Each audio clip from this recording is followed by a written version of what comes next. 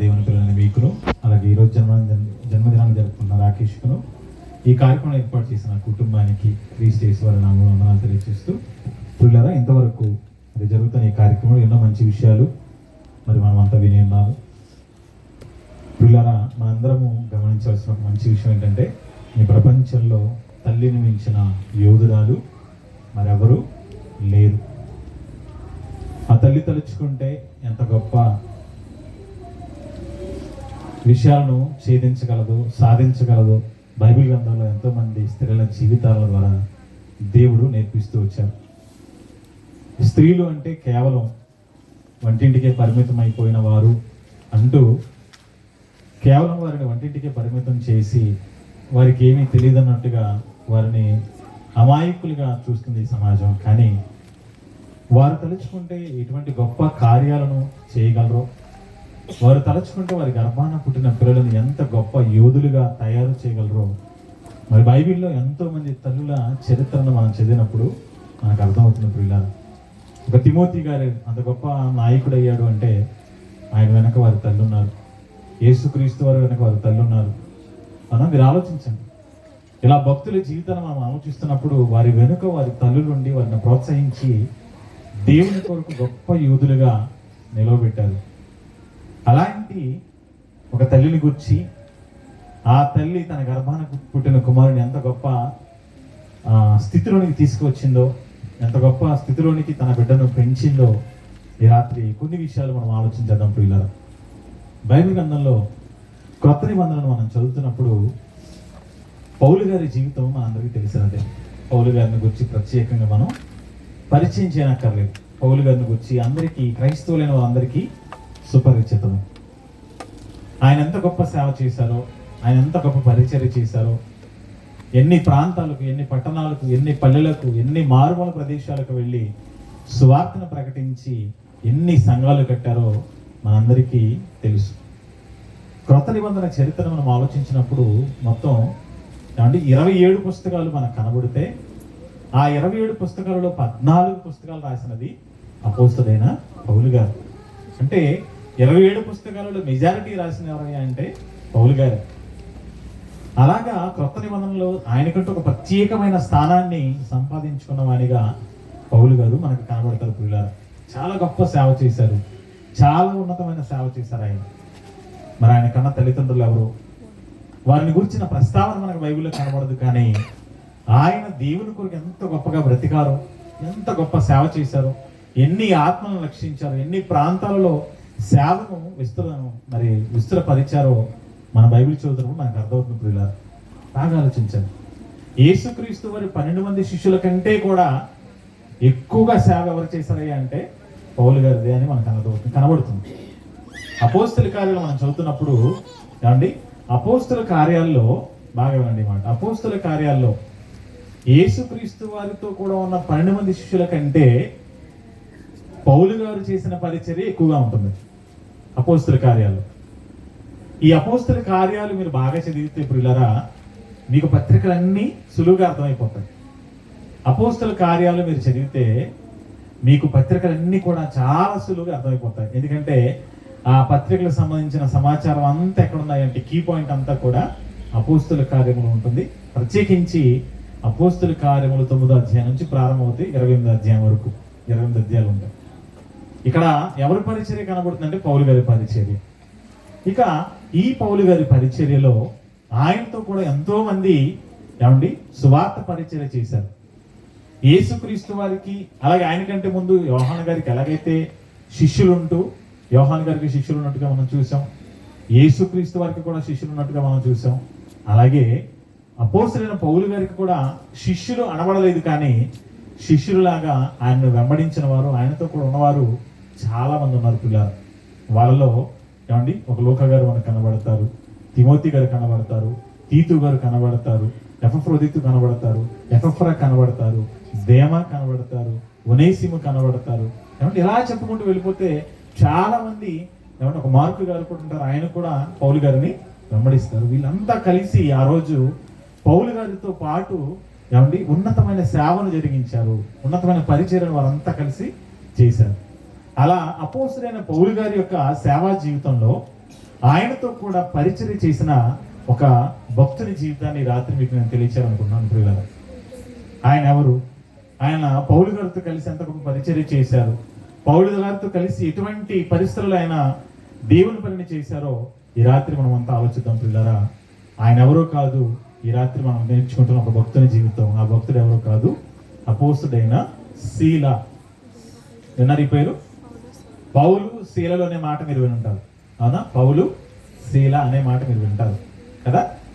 చాలా మంది శీల అనగానే ఆడ మనిషి ఏమో అనుకున్నారు, స్త్రీ ఏమో అనుకున్నారు. కానీ స్త్రీ కాదండి, పురుషుడే. ఆ పేరునే మరొక పత్రిక వెళ్ళేసరికి, తెస్సలోనిక పత్రికకు వెళ్ళేసరికి, కొరింథీ పత్రిక వెళ్ళేసరికి సిల్వాను అని కూడా ఉంటుంది బైబిల్లో. సిల్వాను అన్న శీల అన్న ఒకటే. అపోస్తుడైన పౌలు గారితో కలిసి పరిచర్య చేసిన వాడు. పోయిన సంవత్సరం ఇదే రోజు మన రాకేష్ పుట్టినరోజు రోజున అపోస్తుడైన పౌలు గారితో తిరిగిన ఒక భక్తుని గురించి మీకు చెప్పాను. మీరు ఎవరికైనా గుర్తుంటే ఏమండి ఆ రోజు మీకు జ్ఞాపకం వచ్చుండొచ్చు. పోయిన సంవత్సరం ఇదే రోజు చర్చి దగ్గర జరిగింది కార్యక్రమం.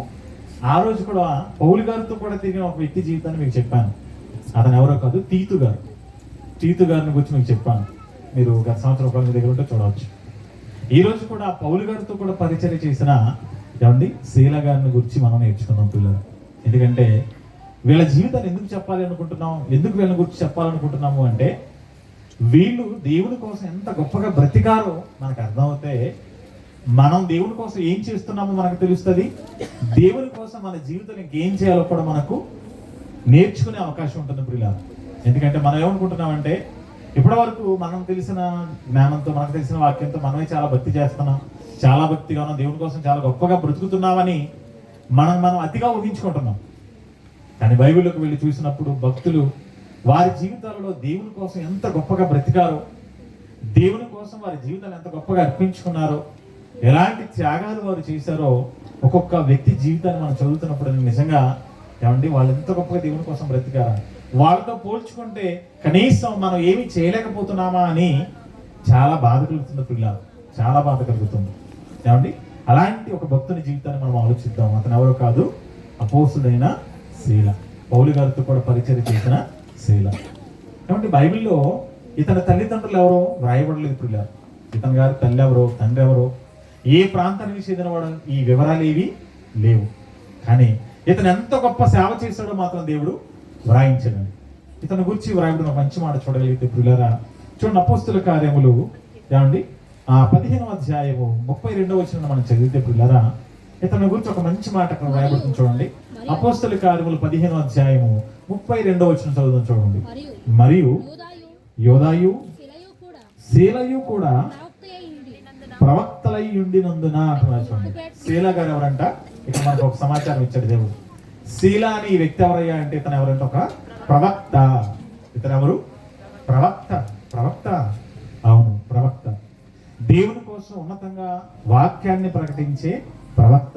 చాలా మంచి జ్ఞానం కలిగిన వాడు, చాలా చక్కటి వాక్య నైపుణ్యం కలిగిన వాడు. దేవుని జ్ఞానాన్ని చక్కగా చెప్పి దేవుని కోసం అనేక మందిని నిలబెట్టిన మంచి జ్ఞానం కలిగిన వాడు. ఎంత మంచి జ్ఞానం కలిగిన వాడు ఇదే 15వ అధ్యాయంలో మనం చూస్తే ప్రియులరా, ఏమంటే ఇదే 15వ అధ్యాయంలో 23వ వచనం చూద్దాం ఒకసారి. 23వ వచనంలో ఆ రోజు జరిగిన ఒక సంఘటన, ఏమండి ఆ రోజు జరిగిన ఒక సంఘటన గురించి ఇక్కడ తెలియజేస్తున్నారు ప్రియులరా. 15వ అధ్యాయము ఏమండి 15వ అధ్యాయం 23వ వచనం మనం చదువుతున్నాం చూడండి. మీరు వ్రాసి వారి చేత పంపిన సంగతి మనగా అపోస్తులను పెద్దలైన సహోదరులను అంత్యోకయలోను, సిరియాలోను, కిలికియాలోను నివసించు అన్ని జనులుగా నుండి నా సహోదరులకు శుభము. కొందరు మా యొద్ద నుండి వెళ్ళి తమ బోధ చేత మిమ్మల్ని కలవరపరచి మీ మనసులను చెరుపుచున్నారని వింటిమి, వారికి మేము అధికారం ఇచ్చి ఉండలేదు అంటున్నారు. పెద్దలంట ఒక పత్రిక రాశారంట. ఎవరికి రాశారంటే అక్కడ చెప్తున్నారు చూడండి. ఎవరికంట? అంత్యోకయకు, అలాగే సిరియాలోను, కిలికి అనే ప్రాంతాల్లో నివసించే వారికి ఏమండి అపోస్తలుడు పెద్దలైన వారు పత్రిక రాశారంట, ఒక ఉత్తరం రాశారంట. ఒక ఉత్తరం రాసి అవతల ఏం చెప్తున్నారు అంటే, ఇదిగో మీ దగ్గరికి ఒకరు వచ్చి కొంతమంది వచ్చి మీకు వాక్యం చెప్పి మీ మనసును పాడు చేస్తున్నారు కదా, అలా మీ మనసులను పాడు చేస్తున్న వారిని మేము మీ దగ్గరికి పంపలేదు, మేము పంపలేదు. మేము పంపితే వచ్చి వాళ్ళు మీకు వాక్యం చెప్పట్లేదు, వాళ్ళకి వాళ్ళుగా మేము మీ చేత మీ దగ్గర పంపించామని అబద్ధం చెప్పి మీకు వాక్యం చెప్పి తప్పుడు వాక్యం చెప్పి మీ మనసులను పాడు చేస్తున్నారు. కాబట్టి మీరేం బాధపడకండి అని చెప్పి వాళ్ళ దగ్గరికి ఎవరిని పంపించారు అనే విషయాన్ని మనం చూస్తే కిందకి వచ్చిన తర్వాత ఏమంటే వాళ్ళ దగ్గరికి ఎవరిని పంపించారంట. 25వ వచనం చూడగలిగితే, గనుక మనుషులను ఏర్పరచి మన ప్రభువైన యేసుక్రీస్తు పేరు కొరకు తమను తాము అప్పగించుకున్న బర్నబా, పౌలు అను మన ప్రియులతో కూడా మీ యొద్దకు పంపుట యుక్తమని మాకందరికీ ఏకాభిప్రాయం కలిగను కాగా యోదాను శీలాను పంపి ఉన్నాము.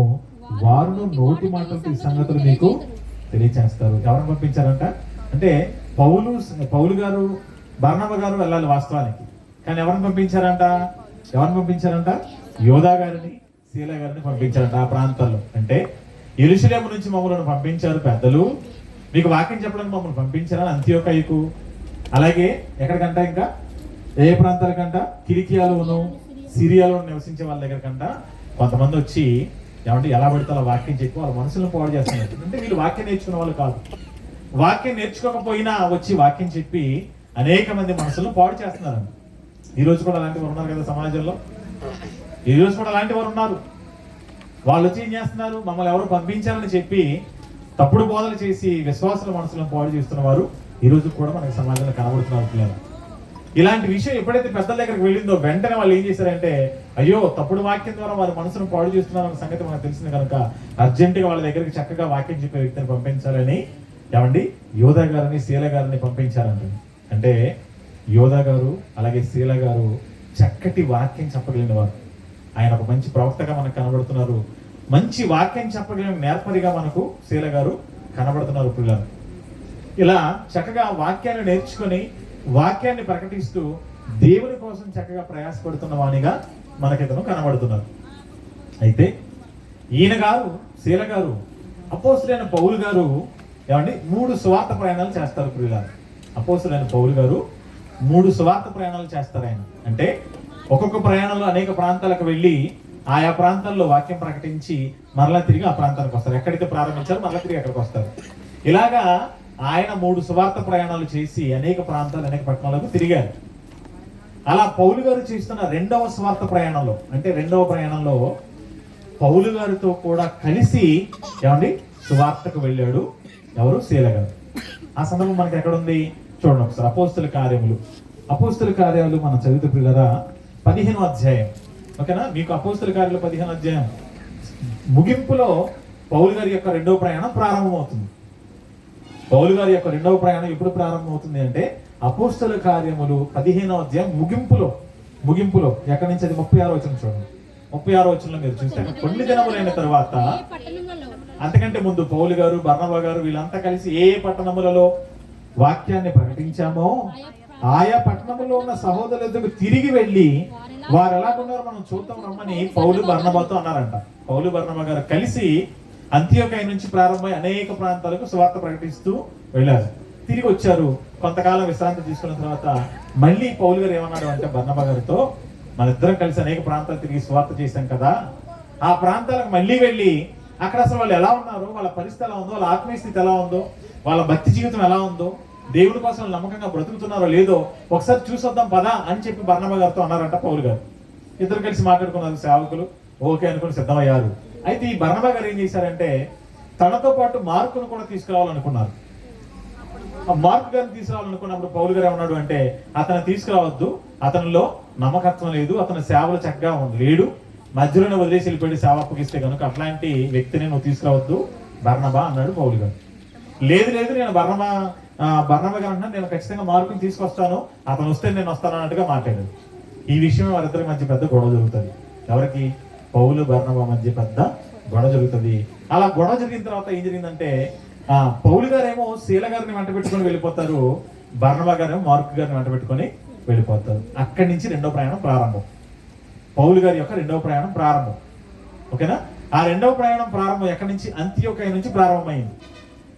ఆ 2వ ప్రయాణం ప్రారంభమై అంత్యోకయ నుంచి ప్రారంభమైపోయి ప్రియులారా అక్కడి నుంచి పౌలు గారితో కలిసి ఎవరు వెళ్తున్నారంటే చూడండి ఒకసారి. ఏమండి 30-40 వచ్చిన మనం చూడగలిగితే పౌలు శీలను ఏర్పరచుకొని సహోదరుల చేత ప్రభు కృపకు అప్పగింపబడిన వాడై బయలుదేరి సంఘములను స్థిరపరచుచు సిరియా కిలికియా దేశముల ద్వారా సంచారము చేయుచుండెను. పౌలు గారు శీల గారిని వెంట పెట్టుకొని రెండో ప్రయాణంలో బయలుదేరినట్టండి సేవా పరిచర్యకి. అలా బయలుదేరిన పౌలు గారితో కూడా ఆ రెండో ప్రయాణం అంతా సువార్త పరిచర్య చేశాడు శీల గారు. ఇందులో ఒక పెద్ద గొప్ప ఉందని అనుకుంటున్నారా? ఆయన సేవకు వెళ్ళాడు, ఆయనతో పాటు నేను వెళ్ళాడండి, ఆయన గురించి చెప్పాల్సినంత గొప్పతనం ఏముందంటారా మీరు? ఇప్పుడు ఇలా ఇక్కడే మనం ఆలోచించాలి. పౌలు గారితో కలిసి రెండవ సువార్త ప్రయాణంలో ఏ ప్రాంతాలకు వెళ్ళారు, ఏ పరిస్థితుల్లోకి వెళ్ళారు, ఎలాంటి పరిస్థితులలో శీల గారు పౌలు గారితో కూడా ఉన్నారు అనే విషయాలు మనం చూస్తేనంటే ఒళ్ళు గగురు పొడుస్తుంది. పిల్లలు ఒళ్ళు గగురు పొడుస్తుంది. మనం అంత భయంకరమైన పరిస్థితుల మధ్య పౌలు గారితో కలిసి సేవ చేశారు శీల గారు. ఏమంటే ఊరికనే దేవుడు రాయించలేదు. వాళ్ళు ఎంత గొప్ప భక్తి జీవితాలు కలిగి ఉన్నారో, దేవుని కోసం ఎన్ని గొప్ప కార్యాలు వాళ్ళు చేశారో అవన్నీ చూశారు కనుక ఆయన ఈ సంగతులు రాబోయే తరాల్లో ఉన్న వారందరికీ తెలియాలి. వాళ్ళు నా కోసం ఎంత గొప్ప కార్యాలు చేశారో రాబోయే తరాల్లో ఉన్న వారందరూ తెలుసుకోవాలి అని అనుకున్న దేవుడు వాటన్నిటిని వ్రాసి భద్రపరిచి మన చేతికి ఇచ్చారండి. ఎందుకంటే వాళ్ళ జీవితాలను చదువుకునైనా మన జీవితాలను మార్చుకుంటామని, వాళ్ళ జీవితాలను చదివి మన జీవితాలను సరి చేసుకుంటామని, వాళ్ళ బ్రతుకులను చూసి మన బ్రతుకులు మార్చుకుంటామని దేవుడు ఆశపడ్డారు. కానీ వాళ్ళ జీవితాలు గొప్పగా ఉన్నాయి, వాళ్ళ జీవితాలను చదివి మన జీవితాలను మనం బాగు చేసుకోలేకపోతున్నాం. చాలా మందికి అసలు ఈయన ఎవరో కూడా తెలియని పరిస్థితి, ఈయన ఏం చేశారో కూడా తెలియని పరిస్థితి. ఇప్పుడు ఏమండి ఆలోచిద్దాం. బయలుదేరారు ఇద్దరు కలిసి రెండవ స్వార్థ ప్రయాణం, రెండవ దండయాత్ర. పౌలు గారి యొక్క రెండవ ప్రయాణం ప్రారంభమైంది. ఇలా ప్రయాణమైన ఈ ప్రారంభం ఎక్కడి నుంచి ప్రారంభమైంది అనేది మనం ఆలోచించగలిగితే పిల్లరా అంతియోకయలో ప్రారంభమైంది. ఈ అంతియోకయ నుంచి ప్రారంభమైన ఈ పరిచర్య మాసిదోనియా వైపు వెళ్ళిందండి. ఎటువైపు వెళ్తున్నారు వీళ్ళు? మాసిదోనియా. ఇది మీకు అర్థం కావాలంటే 16వ అధ్యాయం, ఓకేనా? 16వ అధ్యాయం మనం చూస్తున్నప్పుడు పౌలు దెర్బేకును లుస్త్రకును వచ్చును. అక్కడ తిమోతి అనే శిష్యుడు ఉన్నాడు, ఇతను కూడా ఏర్పరచుకొని ఇతను కూడా తీసుకొని వెళ్ళిపోతూ వాళ్ళు ఎక్కడికి వెళ్ళాలనుకున్నారంట? 6వ వచనం చూడండి. 6వ వచనం, ఆసియాలో వాక్యం చెప్పకూడదని పరిశుద్ధాత్మ వారిని ఆటంకపరిచినందున వారు పుగియా గలతియా ప్రదేశముల ద్వారా వెళ్ళిరి మూసియా దగ్గరకు వచ్చి బితూనియాకు వెళ్ళుటకు ప్రయత్నం చేశారు. కానీ యేసు యొక్క ఆత్మ వారిని వెళ్ళనివ్వలేదంటండి. ఎక్కడికి? ఆసియా ప్రాంతానికి వెళ్ళనివ్వలేదంట. వీళ్ళకి ఎక్కడికి వెళ్ళాలనుంది? ఆసియా వెళ్ళాలనుకుంటున్నారు వీళ్ళు. ఈ ఆసియా ప్రాంతానికి వెళ్ళి వాక్యం చెప్పాలని వీరు అనుకుంటుంటే ప్రభు ఆత్మ అంట మీరు ఆసియాకి వెళ్ళొద్దు అని చెప్పని ఆటంకపరిచిందంట. ఆ రాత్రి అలా పడుకున్నారు. ఈలోపు మాసిదోనియా దేశస్తులు ఒకడు వచ్చి బ్రతిమలాడుకుంటున్నారు పౌలు గారిని, అయ్యా మా ప్రాంతానికి వచ్చి మాకు సహాయం చేయండి, అయ్యా మా ప్రాంతానికి వచ్చి మాకు సహాయం చేయమని మాసిదోనియా ప్రాంతం నుంచి ఒక అతను వచ్చి ఏమండి అడుగుతున్నాడు అంట. చూడండి ఒకసారి ఎక్కడ మనం చూస్తాం 9వ వచనం చూడండి. అప్పుడు మాసిదోనియా దేశస్తులు ఒకడు నిలిచి నీవు మాసిదోనియాకి వచ్చి మాకు సహాయం చేయము. ఏమండి ఏం చేయగలరని పౌలు గారు సహాయం చెప్పండి. ఏమి చేయగలిగిన సహాయం ఏమంటారు? ఏ సహాయం వాళ్ళు కోరుకుంటున్నారు అసలు మాసిదోనియా దేశస్తులు? చెప్పండి. డబ్బు కోరుకుంటున్నారా? ఆర్థిక సహాయమా? లేదా అన్నదానం పెట్టమంటున్నారా? బట్టలు పంచమంటున్నారా? రోగస్తులు ఉన్నారు, మందులు మనం అడుగుతున్నారు. ఏ సహాయం కావాలి వీళ్ళకంటే ఇవేమి వాళ్ళు కోరడం లేదండి. పౌలు గారి ద్వారా ఏం కోరుతున్నారు అంటే ఇదిగో మా ప్రాంతానికి వచ్చి మాకు వాక్యం చెప్పి మమ్మల్ని అందరినీ కూడా వాక్యం ద్వారాగా బలపరచండి, మాకు చేసే సహాయం అదే. అంటే ఈరోజు వాక్య సహాయం చేయమని కోరేవారు ఉన్నారా? డబ్బులు సహాయం కోరేవారిని మనం చూస్తున్నాం, వస్తువులు వాహనాల సహాయం కోరేవారిని మనం చూస్తున్నాం తప్ప వాక్యాన్ని చెప్పి మాకు సహాయం చేయమని అడిగే వాళ్ళు ఎవరున్నారు చెప్పండి? వాక్య సహాయం కోరుకుంటారా? అసలు వాక్యం ఎందుకండి మనకు? అసలు వాక్యం అంటే పూర్తిగా నచ్చదండి, అసలు ఇష్టమైన. ఎందుకంటే వాక్యం ఏం చేసుకుంటామండి? వాక్యాన్ని డబ్బు ఎలాగైతే దాచుకోవాలో తెలుసు, బంగారం దాచుకోవడం తెలుసు, వాక్యాన్ని ఏం చేసుకుంటాం? ఉంది కదా వాక్యం, బైబిల్ మా చేతిలో అనుకుంటున్నాం. కానీ వాక్యం అంటే మన చేతిలో ఉంటాం కాదండి. మన చేతుల్లో కాదు వాక్యం ఉండాల్సి, మన మనసులో ఉండాలి వాక్యం. అది మనం నేర్చుకోవాలి. మాసిదోనియాకి రమ్మని పిలిచారంట. ఇప్పుడు పౌలు గారు శీల గారిని వెంట పెట్టుకొని మాసిదోనియాకు వెళ్ళారా? 11వ వచనం చూడండి. ఏమండి, కాబట్టి మేము త్రోయను విడిచి ఓడ ఎక్కి తిన్నగా సముద్రకును మరునాడు నెయాపోలికిని అక్కడ నుండి ఫిలిప్పికి వచ్చితిమి. ఈ ఫిలిప్పి అనేది మాసిదోనియా ప్రాంతానికి ముఖ్య పట్టణం. మాసిదోనియా అనే దేశానికి ఫిలిప్ అనే పట్టణం ముఖ్య పట్టణం. ఫిలిప్ పత్రిక మనం చూస్తాం, చూసారా? ఫిలిప్ పత్రిక చదువుతున్నారా? ఈ ఫిలిప్ పత్రిక ఎక్కడి నుంచి వచ్చింది? ఇవి ఎక్కడి నుంచి? మాసిదోనియా ప్రాంతంలో ఉన్న ఫిలిప్ అనే పట్టణానికి, గ్రామానికి వెళ్ళారు పౌలు గారు. మీకు అర్థమవుతుందా? ఇప్పుడు మన భారతదేశానికి ముఖ్య పట్టణం అంటే ఏం చెప్తాం? భారతదేశానికి ముఖ్య పట్టణం అంటే ఏంటి? ఢిల్లీ, రాజధాని. అలాగే ముఖ్యపట్నం అంటే ముంబై వ్యాపార కేంద్రం. తెలంగాణకు ముఖ్యపట్నం అంటే ఏం చెప్తాం? హైదరాబాద్ అంటాం. ఆంధ్రాకు ముఖ్యపట్నం అంటే ఏమంటాం? విజయవాడ, వైజాగ్ ఇది చెప్తాం మనం.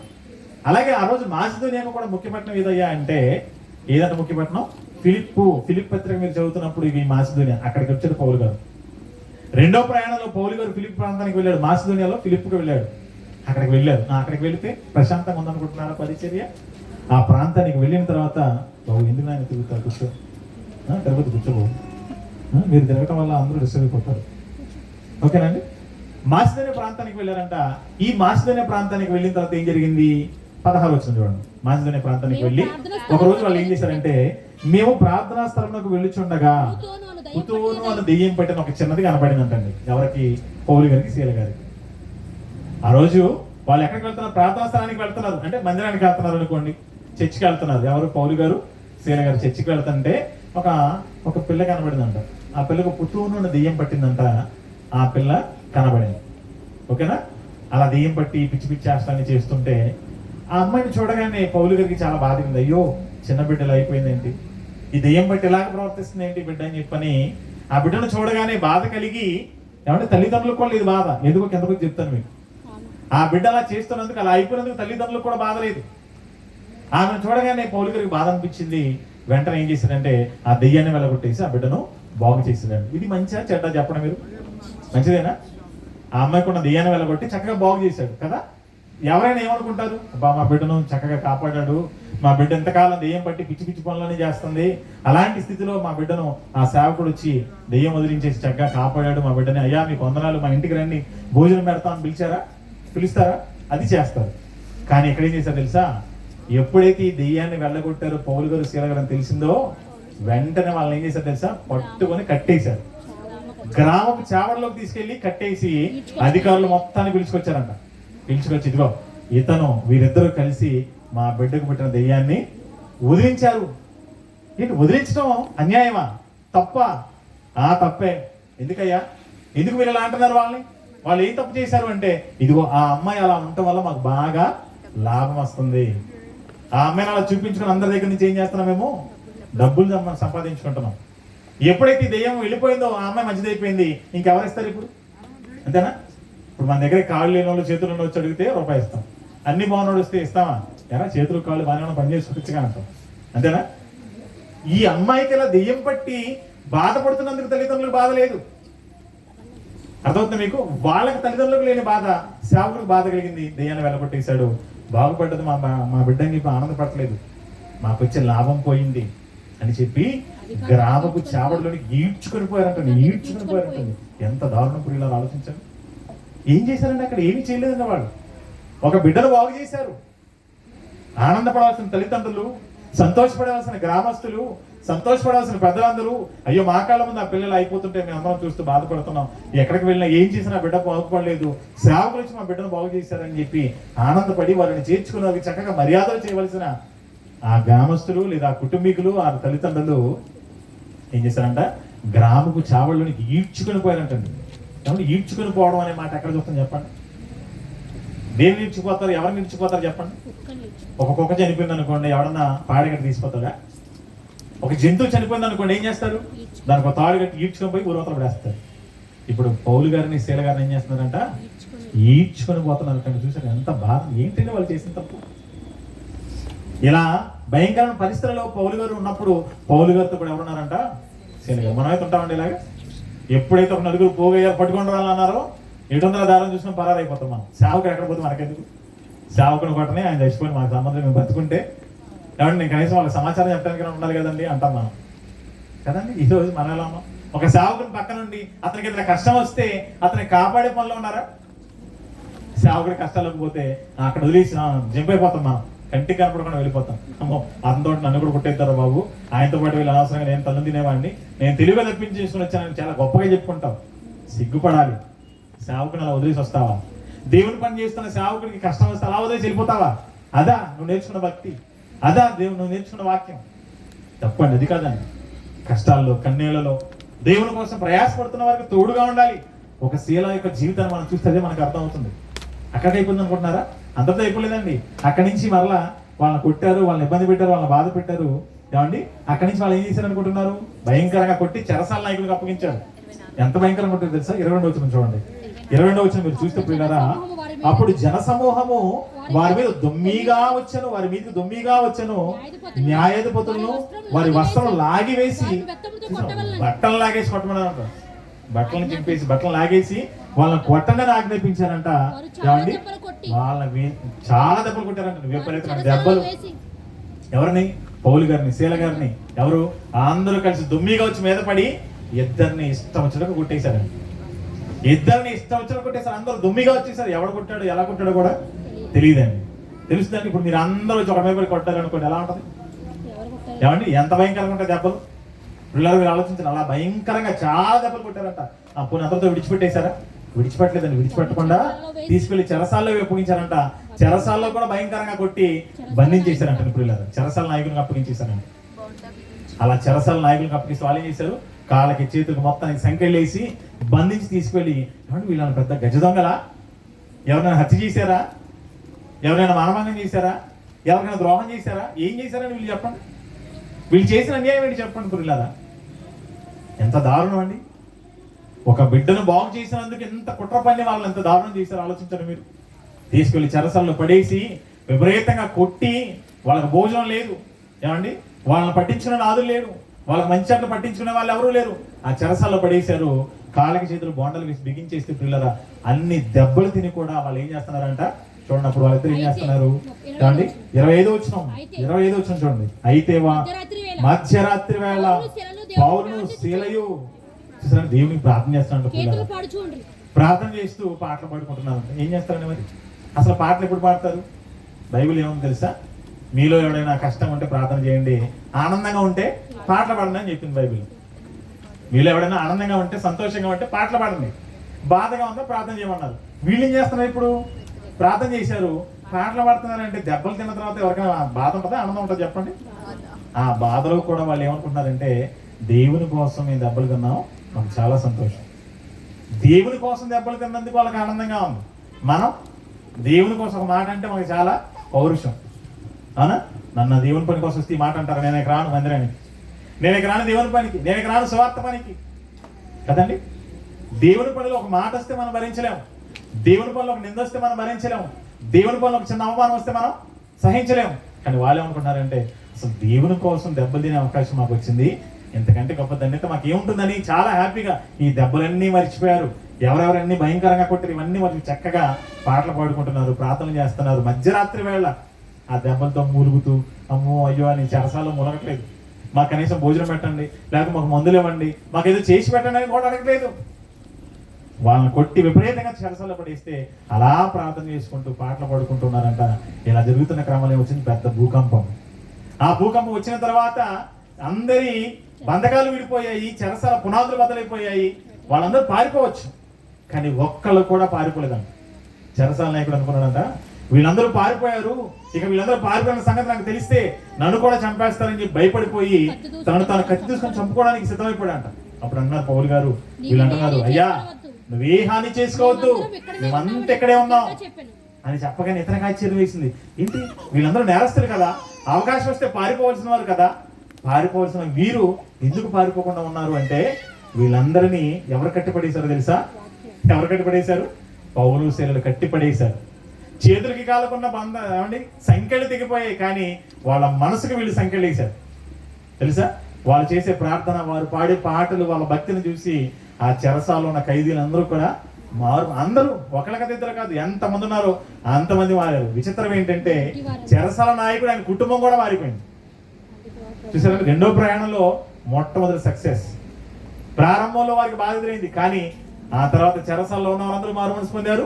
చెరసాల నాయకుని కుటుంబం అంతా కూడా మారిపోయారు. కదా ఎంత గొప్ప కార్యం చూడండి. అదే ఆ అమ్మాయికి దెయ్యాన్ని వదిలించగానే ఆ గ్రామంలో పెద్దలందరూ వీళ్ళని పట్టుకుంటా అన్నప్పుడే పారిపోయి ఉంటే చెరసాలలో ఉన్న వాళ్ళు మారేవారా, చెరసాల నాయకుని కుటుంబం మారేదా? మీరు ఆలోచించండి. ఏమండి దేవుడు అంత గొప్ప కార్యం చేశారు చూడండి. వీళ్ళరా అలాంటి కష్టంలో కూడా పౌలు గారితో కూడా ఉన్నాడు. ఏమండి ఎవరు? శీల గారు. మరి ఈరోజు మన పిల్లలు దేవుని సేవ చేస్తున్న సేవకులతో ఇలా ఉండగలుగుతున్నారు చెప్పండి? అసలు ఈరోజు ఎవరైనా దేవుని సేవ చేస్తున్న సేవకులతో వారి పిల్లల్ని పంపిస్తున్నారా? ఎవరైనా? ఏమంటే మా పిల్లల్ని తీసుకెళ్ళిన దేవుని సేవ కోసం అని పంపించేవాళ్ళన్నారా?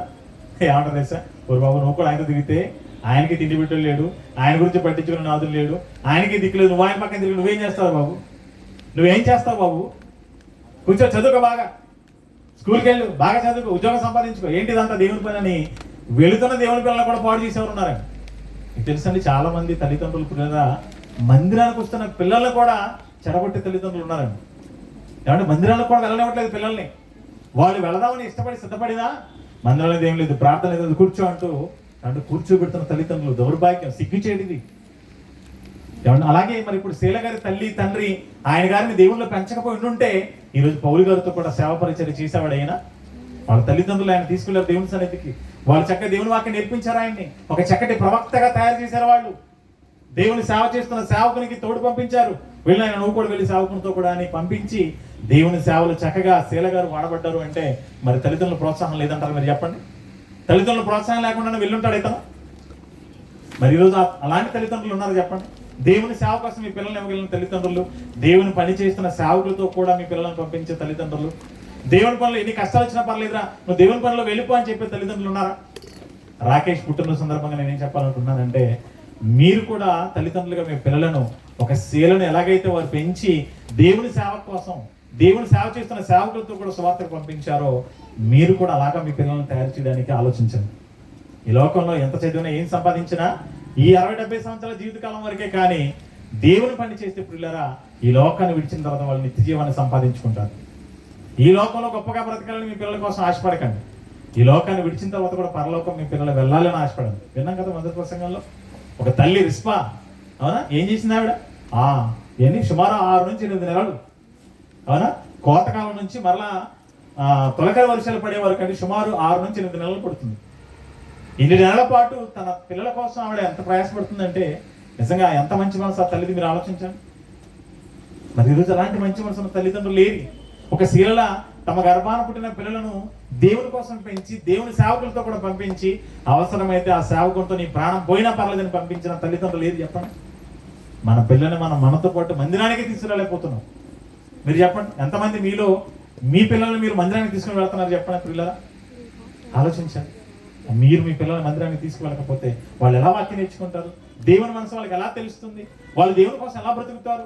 దేవుడిని పరలోక రాజ్యాన్ని ఎలా సంపాదించుకుంటారండి? వాళ్ళు ఫంక్షన్కి తీసుకెళ్ళిపోతారు, పార్టీలకు తీసుకెళ్ళిపోతారు, ఎక్కడికంటే అక్కడికి మీ పిల్లల్ని తీసుకెళ్ళిపోతున్నారు. కానీ దేవుని సన్నిధికి మీ పిల్లల్ని తీసుకురాలేకపోతే పిల్లరా మీ పిల్లలు పాడైపోతారు, చెడిపోతారు. చెప్పారు కదా ముందు మాటల్లో, సమాజం చాలా చెడిపోయింది. ఈ చెడిపోయిన సమాజంలో మీ పిల్లల్ని కాపాడుకోవాలి అంటే అది కేవలం దేవుని సన్నిధిలో మాత్రమే అవకాశం ఉంటుంది. ఆలోచించండి. మాసిదోనియా ప్రాంతానికి వెళ్ళారు. మాసిదోనియా ప్రాంతంలో చక్కటి సేవ చేసి అనేక మందిని రక్షించి అక్కడి నుంచి ఎక్కడికి వెళ్ళిపోయారు? అక్కడి నుంచి ఎక్కడికి వచ్చేసారు? ఏమంటే మీరు చూడగలిగితే అక్కడి నుంచి వెంటనే ఆయన తెస్సలోనికా ప్రాంతానికి వస్తారు పిల్లలు. అక్కడి నుంచి ఎక్కడికి వస్తారు వాళ్ళు? తెస్సలోనికా ప్రాంతానికి వస్తారు. 17వ అధ్యాయం మొదటి వచ్చింది. ఏమంటే 16వ అధ్యాయం అంతా మీకు ఎక్కడ ఉంటుందయ్యా అంటే మాసిదోనియా, ఆ ఫిలిప్ అనే ప్రాంతం, ఆ ప్రాంతాల్లో తిరిగారు, ఆ ప్రాంతాల్లో సేవ చేశారు.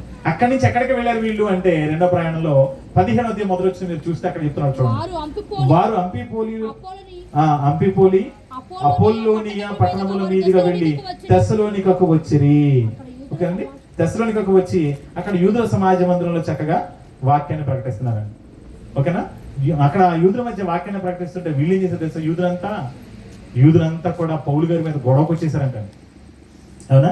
వీళ్ళంతా కూడా అక్కడికి వచ్చి గొడవకు వచ్చి పౌలు గారి మీద గొడవ చేయబోయి, పౌలు గారి మీద కొట్టబోయి, పౌలు గారి మీద హత్యాయత్నం చేయబోయేసరికి వెంటనే అక్కడ ఉన్న శిష్యులు ఏం చేశారంటే పౌలు గారిని, శీల గారిని వెంటనే మీరు బెరయాకి వెళ్ళిపోండి. తెస్సలోనికా నుంచి ఎక్కడికి వెళ్ళిపోతారు? బెరయాకి వెళ్ళిపోతారు. ఏమండి? తెస్సలోనికా నుంచి ఎక్కడికి వెళ్ళిపోతారు అంటే 10వ చూడండి పిల్లల, 10వ మీరు చూస్తే వెంటనే సహోదరులు రాత్రి వేళ పౌలును శీలను బెరయాకు పంపించిరి. ఎందుకు రాత్రి వేళ? రాత్రి ఎందుకు ప్రయాణం? అక్కడ ఉంటే పౌలు గారిని చంపేస్తారు, అక్కడ ఉంటే శీల గారిని చంపేస్తారు. వాళ్ళకి ప్రాణహాని ఉంది కనుక వాళ్ళకి ప్రాణహాని ఉంది కనుక వాళ్ళు ఏం చేశారంటే నేను నీతి మాటలే మాట్లాడతా. సృష్టి వచ్చిందా నాకు అది చెప్పు ఒకసారి. నేను చదువుకోలేదు, నేను ఏలుముద్రలో ఏమండి. అక్కడి నుంచి రాత్రే తెస్సలోనికా నుంచి ఎక్కడికి పంపించేశారంట? బెరయాకి. అమ్మ మీరు ఎక్కడుంటే మిమ్మల్ని చంపేస్తారు, మీరు అర్జెంటుగా వెళ్ళిపోండి పౌలు గారు అని చెప్పి పౌలు గారిని శీల గారిని ఎక్కడ పంపించారంట? బెరయా. అవునా? ఆ బెరయా ప్రాంతానికి వెళ్ళారంట. బెరయాలో తెస్సలోనికలో ఉన్న వారి కంటే బెరయాలో ఉన్న వాళ్ళు ఎవరంట? గనులు. బెరయా పట్టణానికి వచ్చారు. ఆ బెరయా ప్రాంతానికి వచ్చి అక్కడ ఏం చేస్తున్నారు ఏమండి? అక్కడ సువార్త ప్రకటిస్తున్నారు. అక్కడ సువార్త ప్రకటిస్తుంది. అక్కడ కూడా పౌలు గారిని ఏం చేశారంట ఏమండి? 13 వచ్చిన చూడండి. 13 వచ్చిన చూడండి. బెరయాలో ఏం జరిగిందో చూడండి. బెరయాలో పౌలు దేవుని వాక్యం ప్రకటించున్నాడని తెస్సలోనికలో ఉన్న యూదులు తెలుసుకొని అక్కడికి వచ్చి జనసమూహాలను రేపి గొడవ చేశారండి. ఏమండి? జనసమూహాలను రేపి గొడవ చేస్తున్నారు. ఇక్కడ బెరయాలో కూడా గొడవ ప్రారంభమైపోయింది. అక్కడ ఏం చేశారు పౌలు గారు అంటే ఏమండి? అక్కడ పౌలు గారు ఏం చేశారు? అక్కడి నుంచి ఆయన అక్కడి నుంచి ఎక్కడికి వెళ్ళిపోతారు? పౌలు గారు ఏథెన్స్కి వెళ్ళిపోతారండి. బెరయా పట్టణం నుంచి పౌలు గారు ఎక్కడికి వెళ్ళిపోతారు? ఏథెన్స్కి వెళ్ళిపోతారు. ఏమండి? తిమోతి గారిని శీల గారిని మాత్రం అక్కడే ఉంచేస్తారు. అవునా? ఆ మాట మనం చూస్తే 14 వచ్చిన చూడండి. 14 వచ్చిన వెంటనే సహోదరులు పౌలును సముద్రం వరకు వెళ్ళమని పంపిరి. అయితే శీలయు తిమోతియు అక్కడనే నిలిచిపోయిరి. ఎక్కడున్నారు? తెస్సలోనిక పట్టణంలో బెరయా ప్రాంతంలో ఎవరున్నారు? శీలయు తిమోతియు ఉన్నారు. పౌలు గారు ఎక్కడికి వెళ్ళిపోయారు? ఏథెన్స్కి వెళ్ళిపోయారు. ఏథెన్స్ అనే పట్టణం ఎఫెసీ పట్టణం గురించి మీరు విన్నారు కదా. ఎఫెసీ పట్టణం, మనం ఎఫెసీ పత్రిక చదువుతాం కదా బైబిల్లో. ఆ ఎఫెసీ పత్రిక ఇక్కడ నుంచి ఏథెన్స్ పట్టణం. అలాగే ప్రకటన గ్రంథంలో కూడా మనకు ఎఫెసీ పట్టణాన్ని గురించి, ఎఫెసీలో ఉన్న సంఘాన్ని గురించిన విషయం మనకు కనబడుతుంది. మొట్టమొదటి 2వ అధ్యాయం 1వ వచనాల్లో. అంటే పౌలు గారి యొక్క 2వ ప్రయాణాలైన ఏథెన్స్ పట్టణానికి వెళ్ళాడు. ఆ ఏథెన్స్ లో ఎక్కడికి వెళ్ళాడయ్యా అంటే ఆ ఏథెన్స్ పట్టణంలో ఎక్కడికి వెళ్ళారో అక్కడ ఉన్న పరిస్థితులు ఏంటో కూడా మనం చూడగలిగి పిల్లారా. ఏమండి? వాళ్ళంతా ఎవరంట? అతి దేవతా భక్తి కలిగిన వారు. అతి దేవతా భక్తి కలిగిన వారు అంటే చాలా భక్తి పనులు అంటే వాళ్ళంతా. కానీ వాళ్ళకి ఏం తెలియదంటే ఏమండి? ఒక దేవుడు ఎవరో, నిజమైన దేవుడు ఎవరో వాళ్ళకి తెలియదంట. అన్ని దేవుళ్ళు గుళ్ళు కట్టుకొని పూజిస్తున్నారంట. అలా పెట్టుకున్న గుళ్ళలో ఒక దేవుని గుళ్ళు ఏం పెట్టారంటే తెలియబడని దేవుడు అని రాసి పెట్టారంట. ఎవరో ఒక ఆయన ఉన్నాడు, ఆయన ఎవరో మాకు తెలియదు కానీ ఆయన దేవుడే, ఆయన మేము పూజిస్తున్నామని చెప్పని వాళ్ళు గుడి కట్టి పూజిస్తున్నారంట. ఆ ఏథెన్స్ పట్టణం ఉన్నాడు. అది పట్టుకున్నాడండి పౌలు గారు. తెలియబడిన దేవుడు కానీ మీరు ఏ దేవుడి గురించి అయితే అనుకుంటున్నారో ఆ దేవుడు ఎవరో కాదు. ఆయనే ఆకాశమునకును భూమికిని సృష్టికర్త అయి ఉన్నాడు. ఆయన మనల్ని పుట్టించాడు. ఆయన మనకి ఇవన్నీ చేస్తున్నాడు. ఇదంతా అని ఏమంటే పౌలు గారు చక్కగా స్వార్థ ప్రకటించి ఏమంటే ఏథెన్స్ పట్టణంలో గొప్ప సేవ చేశాడు. గొప్ప పరిచయం చేస్తే అనేక మంది అక్కడ వాళ్ళు మారిపోతారు. పిల్లలు అనేక మంది మారిపోతారు. ఆ పట్టణంలో అనేక మంది మారిపోయి వాళ్ళు ఏం చేస్తారు తెలుసా ఏమండి? అలా మారిపోయిన వాళ్ళంతా ఏం చేస్తారు అంటే పిల్లరా ఏమండి? ఆ ప్రాంతంలో ఉన్న వాళ్ళందరూ కూడా మారు మనసు పొంది వాళ్ళందరూ కూడా ప్రభువును నమ్ముకొని వాళ్ళందరూ చక్కగా దేవునికి దగ్గరైపోతారు పిల్లరా. అవునా? అలా దేవుని దగ్గరైపోయి వాళ్ళు చక్కగా దేవునికి దగ్గర అవుతున్నప్పుడు ఆ ఏథెన్స్ పట్టణంలో ఉన్న వాళ్ళందరూ కూడా ఆ ఏథెన్స్ ప్రాంతంలో ఉన్న అందరూ కూడా మారిపోతుంటే దాన్ని చూసి సహించలేక గొడవ అక్కడ కూడా. ఆ సమయంలో వీళ్ళు ఎక్కడున్నారయ్యా అంటే పౌలు ఏమండి? శీలయు తిమోతి బెరయాలో ఉన్నారు. మరి పౌలు గారు ఏథెన్స్ ఉన్నారు కదా. వీళ్ళు అక్కడి నుంచి వెంటనే మరలా పౌలు గారి 18వ అధ్యాయం మనం చూస్తే పౌలు గారు ఏథెన్స్ నుంచి కొరింథీకి వస్తారు. ఆ కొరింథీకి వచ్చిన పౌలు గారి దగ్గరికి వీళ్ళు కూడా మళ్ళీ వచ్చేస్తారు. ఈ 18వ అధ్యాయం అంతా కూడా మనకు కనబడుతుంది పిల్లలు. చూడండి ఒకసారి 18వ అధ్యాయం 5వ వచనం మీరు చూడగలిగితే శీలయు తిమోతియు మాసిదోనియ నుండి వచ్చినప్పుడు పౌలు వాక్యం బోధించేందుకు ఆతృత గలవాడై యేసే క్రీస్తు అని యూదులకు దృఢంగా సాక్షిస్తున్నారు. వీళ్ళు తిరిగి వచ్చారు మళ్ళా పౌలు గారి దగ్గర. అంటే పౌలు గారు వెళ్ళిన ప్రతి ప్రాంతానికి వీళ్ళు పక్కనే ఉంటూ ఈయనతో పాటు అనేక ప్రాంతాలు తిరిగి చక్కగా సువార్తను ప్రకటిస్తూ ఎంతో చక్కటి సేవను జరిగించడానికి ఏమండి వీళ్ళు తోడుగా నిలబడ్డారు పిల్లరా. 18వ అధ్యాయం 19వ అధ్యాయం కూడా మీరు చూస్తే పిల్లరా ఏమండి మరి ఈయన వాళ్ళతో ఆయనతో కూడా ఉన్నట్టుగా మనకు కనబడుతున్నాడు. కానీ 17వ అధ్యాయం 4వ వచనం చూడండి. అపోస్తల కార్యములు 17వ అధ్యాయం 4వ వచనం చూస్తే వారిలో కొందరును భక్తి పరులకు గ్రీసు దేశస్థులు చాలా మంది ఒప్పుకొని పౌలుతోను అంటే ఎక్కడికి వెళ్ళినప్పుడు ఇక్కడ జరిగింది ఇది ఏమంటే తెస్సలోనిక ప్రాంతానికి వెళ్ళి అక్కడ వాక్యం ప్రకటిస్తూ వాళ్ళందరూ వీళ్ళని అనుసరించేసారంట. వాక్యం విని మంచిగా వాక్యం చెప్పారంటే వాళ్ళ దగ్గరికి వచ్చారంట స్త్రీలు అందరూ ఎంతో మంది. అది చూసిన ఆ ప్రాంతంలో సహించలేక వాళ్ళ మీద దాడి చేశారనే విషయం మనం చూస్తున్నాం పిల్లలు. ఇలాగా ఏమండి పౌలు గారి యొక్క ప్రయాణాలలో పౌలు గారు ఏథెన్స్ నుంచి కొరింథీకి వెళ్ళారు. అక్కడి నుంచి మరలా ఎఫెసు నుంచి అక్కడ 2 సంవత్సరాలు పరిచర్య చేశాడు. ఆ ఎఫెసీ పట్టణంలో పరిచర్య గురించి మనం ఆలోచిస్తే పిల్లరా ఎఫెసీ పట్టణంలో పరిచర్య చేస్తున్నప్పుడు 19వ అధ్యాయం అంతా అదే. ఏమన్నా ఎఫెసీ పట్టణానికి వెళ్తారు మళ్ళీ పౌలు గారు. ఆ ఎఫెసీ పట్టణంలో సేవ చేస్తారు. అక్కడ అర్తెమీ దేవి ఒక దేవి ఉంటుంది. ఆమెను పూజించేవారు ఉంటారు. అలా పూజిస్తుంటే వాళ్ళని ఆమెను కాదు మీరు పూజించవలసిన నిజదేవుడైన దేవుడు ఉన్నాడని ఆయన గురించి ప్రకటిస్తే ఏమండి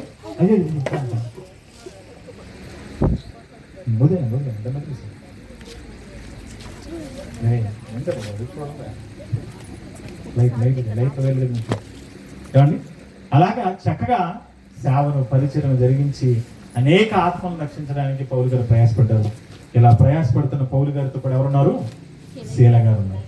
ఏమండి, ఇలాగా రెండో ప్రయాణం అంతా, పౌలు గారి యొక్క రెండో ప్రయాణం అంతా అపోస్తులైన పౌలు గారితో కలిసి ఎవరున్నారు?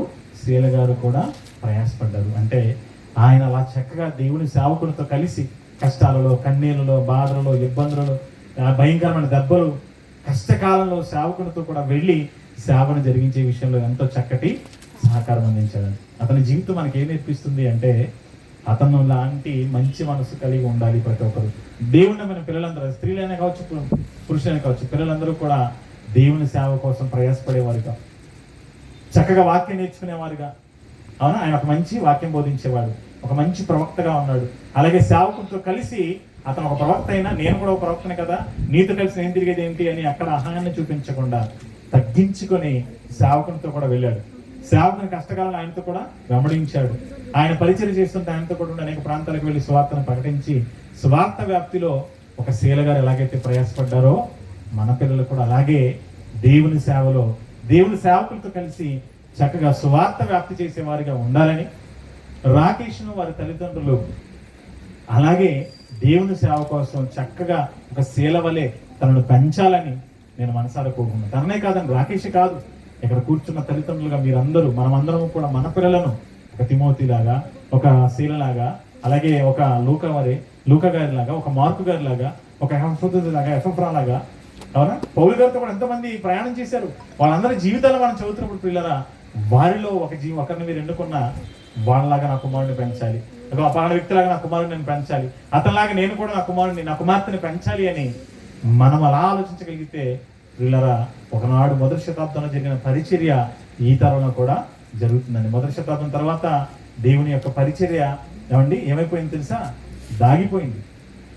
ఆ రోజు జరిగినట్టుగా పరిచర్య ఈరోజు లేదు. దేవుని కోసం వీరోచితంగా పోరాడి సమాజానికి వెళ్ళేవారు లేరు. ప్రాణాలకు తెగించి స్వార్థ ప్రకటించడం ముందుకు వచ్చేవాళ్ళు లేరు. నాకు ఎందుకు బాబు ఇదంతా అనుకొని ఎక్కడో అక్కడే సైలెంట్ అయిపోయారు. కాదండి, ఈరోజు మనం సైలెంట్గా ఉండే సమయం కాదు ఇది. దేవుని వాక్యాన్ని సమాజానికి తీసుకువెళ్ళి ఉన్నతంగా చెప్పాల్సిన పరిస్థితి. అలా వెళితే ఏం జరుగుతుంది? ఖచ్చితంగా దాడులు జరుగుతాయి, కొడతారు, తిడతారు, అవమానపరుస్తారు, గాయపరుస్తారు, అవసరమైతే చంపుతారు. అయినా మనం ఏం చేయాలి తెలుసా? దేవుని కోసం చావడానికైనా సిద్ధమైపోవాలి. అపోస్తలుడైన పౌలు గారు ఒక మంచి మాట చదువుకొని ముగించేస్తున్నాను. చివరిగా రోమపత్రిక అపోస్తలుడైన పౌలు గారు రోమిలకు పత్రిక 14వ అధ్యాయం 7వ వచనం మనం చదివితే పిల్లరా, పౌలు గారు అంటున్నాడు, ఇక్కడ చివరిగా పౌలు గారు చెప్తున్న మంచి మాట, మనలో ఎవ్వడును తన కోసమే బ్రతకడు, ఎవడును తన కోసమే చనిపోడు. మనం బ్రతికినను ప్రభు కోసమే బ్రతుకుచున్నాము, చనిపోయినను ప్రభు కోసమే చనిపోతున్నాము. కాబట్టి మనం బ్రతికినను చనిపోయినను దేవుని వారమై మనం బ్రతకాలి. లోకంలో పలానా వాళ్ళ తాలూకా చెప్పుకొని లోకంలో వాళ్ళ గొప్పగా మనం చేయాల్సింది. మనమంతా దేవుని వారం, ఆ దేవుని కోసం ఉన్నతంగా బ్రతకవలసిన వారం, మన తరంలో దేవుని గురించి ఉన్నతంగా ప్రకటించవలసిన వారం. దేవుని గురించి మనం నేర్చుకుంటూ తెలియని వారందరికీ మనం దేవుని గురించి చెప్పాలి. ఆయన ఎంత గొప్పవాడో చెప్పాలి, ఆయన ప్రేమ ఎంత గొప్పదో చెప్పాలి. ఆ ఏథెన్స్ పట్టణానికి వెళ్ళి పౌలు గారు చెప్పారు, 17వ అధ్యాయం అంతా దేవుడు ఉంటుంది. ఆ అధ్యాయం మీరు చదివితే దేవుని గురించి ఎంత చక్కగా వాళ్ళకి పరిచయం చేశాడో, దేవుడు అంటే ఎవరో, ఆయనకి మనకు మధ్య ఉన్న బంధం ఏంటో, దేవుడు మనకు తండ్రి అని, మనం ఆయన పిల్లలమని, మనం అందరం ఆయన ద్వారా బ్రతుకుతున్నామని, ఆయన ద్వారా మనం అంతా చెల్లించున్నామని, ఆ దేవుడు లేకపోతే మనకి ఈ భూమి మీద బ్రతికే లేదని ఎంతో చక్కగా దేవుని గురించి చెప్పి అనేక మందిని దేవుని చెంతకు ఒక పౌలు గారు, ఆయనతో పాటు ఒక శీల గారు చేశారు. మరి ఈరోజు మనం ఒక పౌలు గారి వల్లే, ఆయన అనుసరించిన వారి వల్లే మనం కూడా చేయగలిగితే పిల్లరా, మన గ్రామాన్ని మనం రక్షించుకోగలుగుతాం, మన ప్రాంతాన్ని మనం రక్షించుకోగలుగుతాం. మన తరంలో మనం కొంతనే దేవుని కోసం పనిచేసి కన్ను మూసి దేవుడు పరలోక రాజ్యానికి వెళ్ళగలుగుతాం. అంటే ధన్యతను దేవుడు మనకును, అలాగే ఈరోజు జన్మదినాన్ని జరుపుకుంటున్న కుమారుడు రాకేష్కును, కుటుంబానికి, కూడి వచ్చిన ప్రియులను అందరికీ దయచేయాలని మనసారా కోరుకుంటూ ఈ నా మాటలు ముగిస్తున్నాను. ఆయన గారి జీవితాన్ని మీరు స్ఫూర్తిగా తీసుకొని మీ పిల్లలను కూడా అలాగా తయారు చేసేవారుగా ఉండాలని మీ అందరినీ నేను చేతులెత్తి నమస్కరించి కోరుతున్నాను ప్రియులను. ఓకే, ప్రార్థన చేసుకుందాం.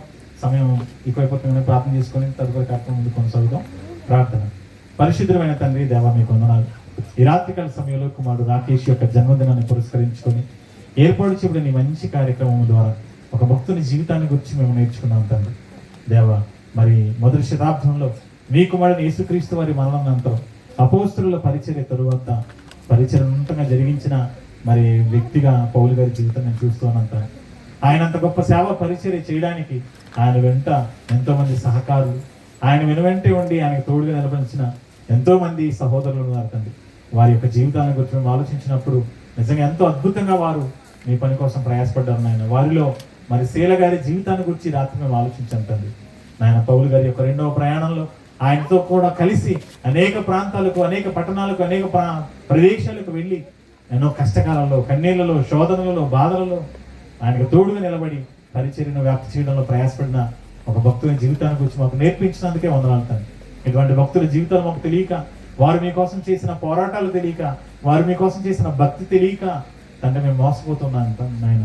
కనుక ఈ మాటల ద్వారాగా మేము అలాగే మా పిల్లలు ఎలా ఉండాలో నేర్చుకునే అవకాశాన్ని మాకు ఇచ్చినందుకే వందనాలు తెలియజేస్తూ, ఇంత మంచి మాటలు మేము నేర్చుకోవడానికి కారకుడైన రాకేష్ను మీ దయలో జ్ఞాపకం చేసుకోమని మేము అర్థిస్తూ, తన యొక్క జన్మదినాన్ని పురస్కరించుకొని ఈ కార్యక్రమాన్ని ఏర్పాటు చేయడం ద్వారా ఈ మంచి విషయాలు నేర్చుకోవడానికి కారణమైన తండ్రి, మరి తనను మీరు జ్ఞాపకం చేసుకుని మంచి ఆరోగ్యాన్ని ప్రసాదించమని, మీ సేవలో మీ కుమారుడు కూడా ఒక శీల వలె మరి ప్రయాసపడినట్లుగా తన తల్లిదండ్రులు తనను అలా చక్కగా పెంచగలిగినట్లుగా సహాయం చేయమని ప్రార్థిస్తూ, అలాగే విన్న మేము కూడా మా పిల్లలను ఒక శీల వలె మీ కొరకు చక్కగా పెంచగలుగుటకు తగిన జ్ఞానమును మాకును దయచేయవలసినదిగా వేడుకుంటూ, ముందున్న కార్యక్రమానికి తోడుగా ఉండమని అర్థిస్తూ యేసుక్రీస్తు వారి నామములో ఈ ప్రార్థనను చేయించున్నాము తండ్రి. ఆమేన్. అందరికీ వందనాలండి. Thank you. మరి ముందున్న కార్యక్రమాన్ని జరిగించుకున్నాం. మంచిదండి. ఇప్పటి వరకు